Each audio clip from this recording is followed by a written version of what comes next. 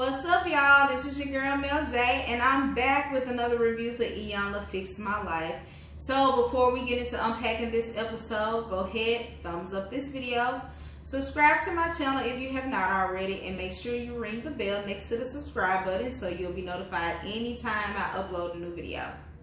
So this is Iyanla Fix My Life Season 6, Episode 2. I failed to mention that in the Nephi and Solo review because Iyanla seems like there's only like a 3 or 4 month break between her seasons. So I was just like, shit, I don't know what season this is. So anyway, child, this is Season 6. That was Episode 1. This is Episode 2. And we got to know Miss Nikita. Now listen, I know Nikita well. You probably do too. I know like a gazillion Nikitas. Nikita is the girl that I grew up with in my neighborhood. Nikita is the girl I went to church with. Nikita is the girl that I went to high school with. Nikita is the girl I went to college with. Nikita is the young girl that I worked with when I worked in foster care. Nikita is the mother of the young girl that I worked with when I worked in foster care. Nikita is a 32-year-old woman. She's the mother of 5 different baby daddies, and 5 of the 6 live with her mother, Alicia, in Milwaukee. Nikita resides in Atlanta, and she raises, or I don't want to say raise, and you'll find out why, but she has custody of the youngest child, and I think he's somewhere between infancy and 1 year old. So yeah, Nikita started having children at a early age, and she sits down with Iyanla and they have a conversation about, you know, why she's making the decision she's making, what influenced her decision making, who taught her to be a woman, how did you learn about sex, and why in the hell do 5 of your children live with your mother in Milwaukee but you have 1 in Atlanta. So, of course, they go back to childhood. Iyanla always go back to childhood because child is how you get to the root. You want to know what the hell going on with you when you in your 30s, you go right back around to your childhood, you'll find out why. So, when they did, Iyanla said, who taught you how to be a woman? How did you learn about sex? And she said that when she was about 12 years old, she was convinced by some guy in the neighborhood that she needed to be initiated into womanhood. And the way to be initiated into womanhood was through sex. He took her to a house where 5 guys aging between 14 and 20 had sex with her. 12 years old. So many questions was popping up in my mind as she's explaining this, because my initial thought was, how in the hell were you gone for that length of time unnoticed, that your mom didn't know where you were? At 12 years old, y'all, Earlene and Julius knew where I was at all times. Trust, okay?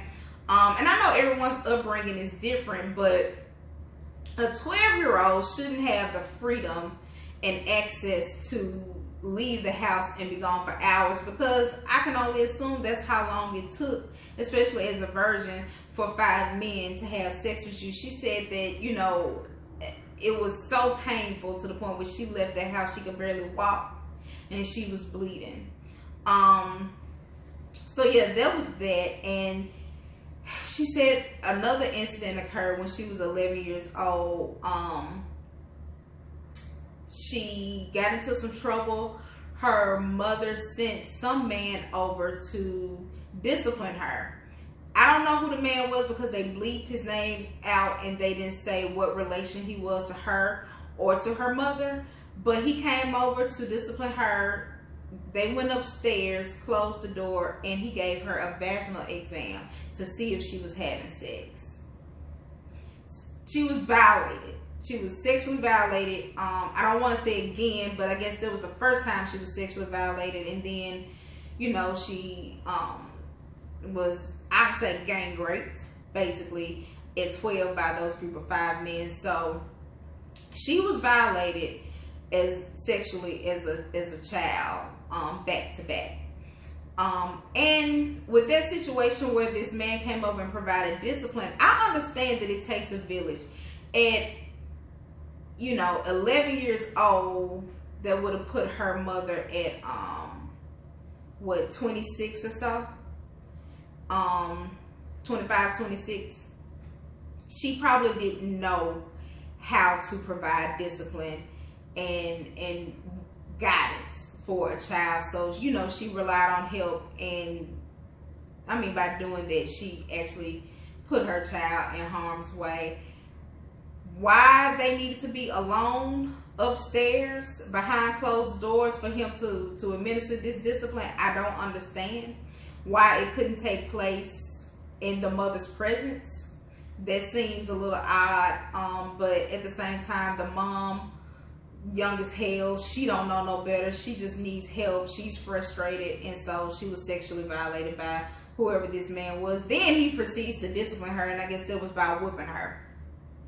So, Iyanla have a conversation with her, like, so this is how you learn how to be a woman. Well, who taught you how to be a parent?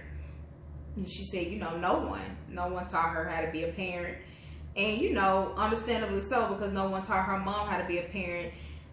They brought the mom out, and I'm jumping around, but when the mom came out and she explained how she had Nikita at 14, she was basically put out and forced to fend for herself. It was basically, okay, you brought this child into the world, go figure it out. So no one taught her how to be a mother. So then she's this young parent figuring it out as she goes along, and she didn't teach her child how to be a woman and how to care for herself. She didn't protect her child. She didn't teach her how to, how her virginity was sacred and precious, and things that I know that I learned growing up. She didn't. And one thing Nikita did say is that that's something that she tells her daughter. She says, keep your butterfly in a cocoon. And then she tells Iyanla, I wish that's something my mother had told me. I really wish she had told me that. No one told me that. So she's out here making these decisions as far as men, and without any discretion, having sex with them because they want to, because the men want to have sex with her. She had sex with them, but that's how she was introduced to sex. So and it just carried out through her adulthood. So with this sixth child, she said she met that baby daddy. She was in a car, he walked by, he was so fine, and she just couldn't resist. And I'm thinking, now you already got 5 living in Milwaukee with your mom, so you're gonna proceed to have more children. But she at number 6 at this point, so I guess she didn't think nothing of it, especially when you don't bear the responsibility of raising the children. It's not a big deal to have them, because you have them and you just toss the responsibility on someone else, that being her mother. So come to find out, he's a married man, and come to find out, her mother Alicia is she considered herself a bastard child, because her father was a married man and never claimed her. And she explained how she longed for that father-daughter relationship. She longed for that connection. She just wanted to just even be claimed, to be recognized as his child, and that never happened. So we start to see a pattern. She drew the parallel of, listen to your mother's experience. Listen to how at 48 years old, the decision her mother made to have sex with a married man and bring a child in the world, how it still impacts her life, because her mother began to tear up and cry, and this is still something that affects her life. And because she didn't have that stable, well, not even stable, she just didn't have that father figure in her life, and the hurt and the pain behind her father not claiming her and choosing his wife over her, that made her promiscuous at an early age. And also, the mother was sexually violated by someone as a child. So it was, you know, evident by mid-episode that the, you know, poor decision making as far as selecting men and using discretion when it comes to who you sleep with, and self-worth was just generational.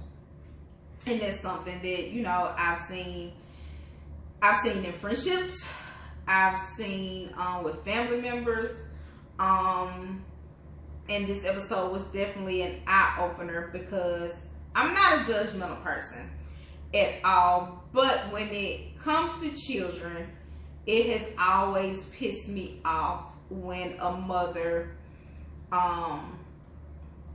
just brings a child in the world without any planning, without any care of the selection of the father, and doesn't raise the child, leave someone else to raise the child, because that has long-term effects on a child's life when they're not raised by their mother. And I mean, it just sends the message that I wasn't wanted and someone else had to raise me. Someone else had to raise me, not because they wanted to, but because someone had to do it.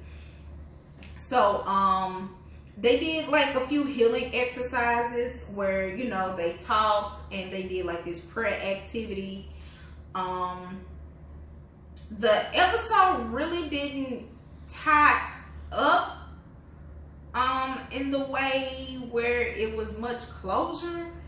And the episode did end with the follow-up where Nikita is still messing with this married man. I figured as much. It's going to take some intense, ongoing therapy for Nikita to heal, to make better decisions, to, you know, recognize the how her choices have impacted her life and how it is impacting her children's lives. She's 32. She started experiencing trauma at 11. So you're talking about over a span of 20 years of trauma and poor choices, and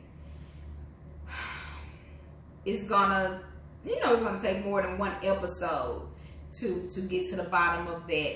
But at least her coming on Iyanla is, you know, was a step in the right direction, and it unfolded a lot of or revealed, I guess I should say, a lot of trauma that she didn't know her mother experienced, and the mother didn't know that her child experienced it. She didn't know that Nikita experienced. So at least that gave them, you know, a place to start as far as their healing.